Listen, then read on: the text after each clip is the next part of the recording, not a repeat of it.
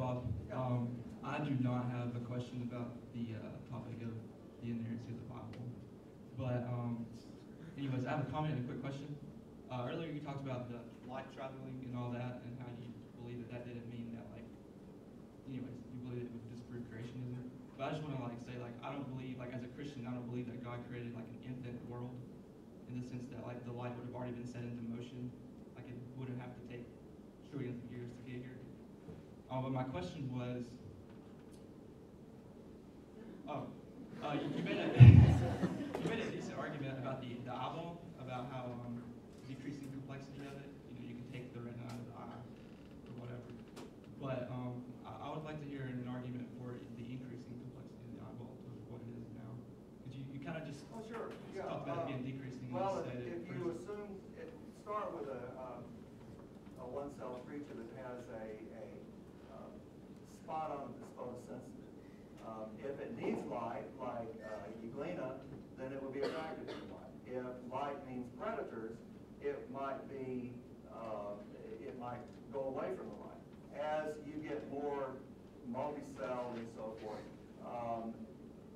a better sensing organ, something that maybe has multi-cells that are sensitive to light, might give you another selective advantage where you wouldn't have to have a retina, you wouldn't have to have a lens or an iris.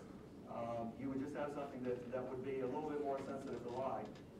Then maybe there needs to be a way that you could maybe make out rudimentary shapes so that you could distinguish static objects from moving objects to get out of the way of predators. And there are a number of ways to do that. The compound eyes of insects do that. Or you could just simply have cells that were directed in a certain direction. Then you may have something that's a little bit more complex as far as maybe a lid that would cover it to protect from damage.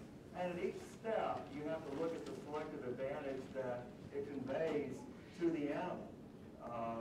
An example, an analogy would be human evolution. Human evolution didn't happen all at an even rate. It happened in fits and starts.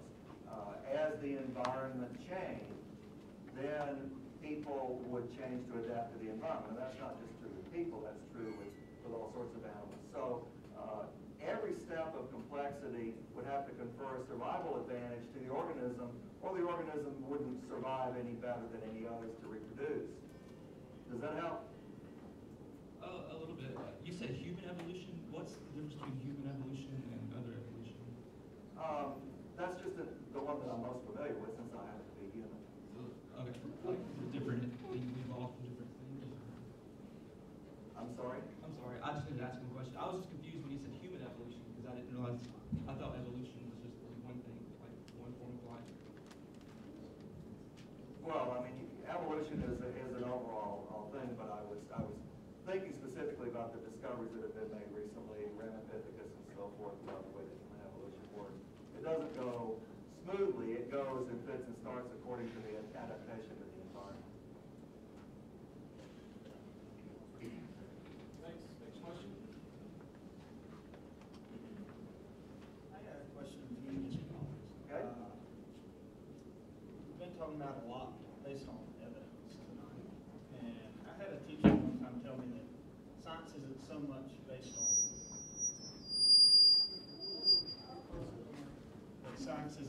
based on evidence as it is on a person's integrity to tell the truth. Okay. And in today's society, we know that we put a lot of money into science, and there's a lot of political agenda behind it. There's a lot of motives behind science. And the most recent thing that I can think of is the global warming catastrophe that we've been thinking about. Now, as an atheist, you put your faith, you put so much faith in a person you've never met or seen before. It's not faith. It's not faith. It's not faith. I'm not faith in gonna- Christian sense. Because faith is the assurance of things hoped for, the conviction of things not seen. Okay, I'm not doing that. So why do you put so much faith in a person's integrity that you've never met before, when we know they have a bad history and a bad reason to bring those evidence to the table? Now, wouldn't it be a much more logical thought process, a rational thought process to go, we know scientists have a bad motive sometimes, like with the global warming effect. So you put your life on the line with somebody's integrity who doesn't deserve it.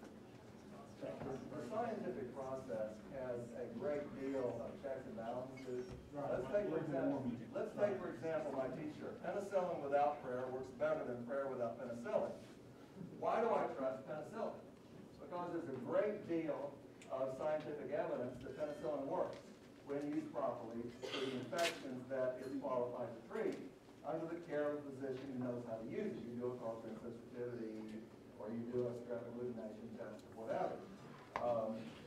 So there are a lot of checks and balances in I'm science. talking about evolution here, and like the global agenda to, like most of our science research today that tries to push out there's an intelligent design. Like we look at global warming, okay, evolution, things of that caliber, that try to have a specific agenda to push out in Christians. I don't, when I was a student here at UAB, I did research with scientists here at UAB who were non-religious people, and not one of them ever said a thing against religion. Not one of them ever had an agenda that was a pro-religious or a non-religious agenda. So if you believe that scientists overall are prejudiced against religion, I have to ask some pretty significant questions about whether you go to the doctor, whether you've been vaccinated, whether you drink chlorinated water, whether you trust the Food and Drug Administration to make sure I said that evolution and global warming, things of that caliber that we know try to push out Christians. So you're assuming that scientists who are, say, promoting evolution are prejudiced against God. Right, like we look at What what is your Darwin evidence? says. What is your evidence? Well, talking about Darwin goes back. We look at Darwin, and that was his prime motivation was to get rid of God.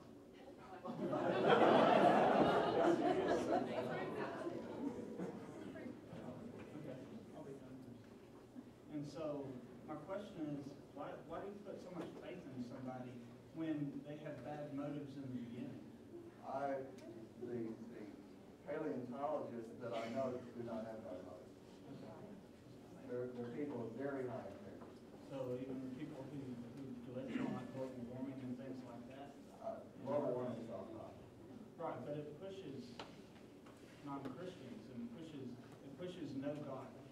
That's what it pushes. Global warming pushes no God. Right. And it's not an intelligent design. I think global warming is off topic.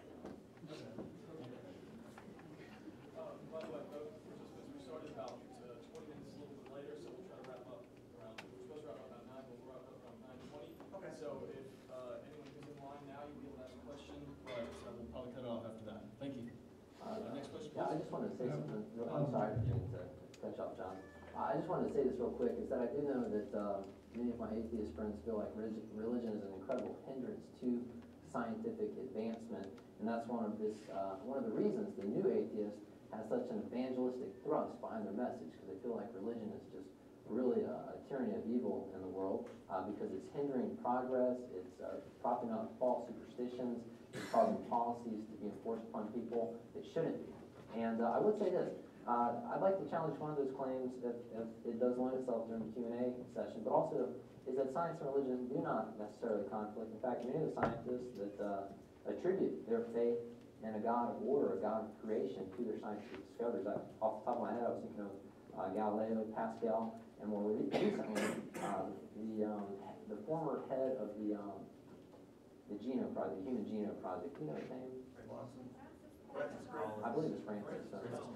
Francis Collins. So again, yeah, listen, I'm not undermining evolution here tonight, so I hope you haven't picked that up. But anyways, so I just want to say that science and religion do not conflict. I've listed for you numerous scientists there that have had perfect harmony between the two, and they've credited their understanding of God for many of their discoveries. Thank you.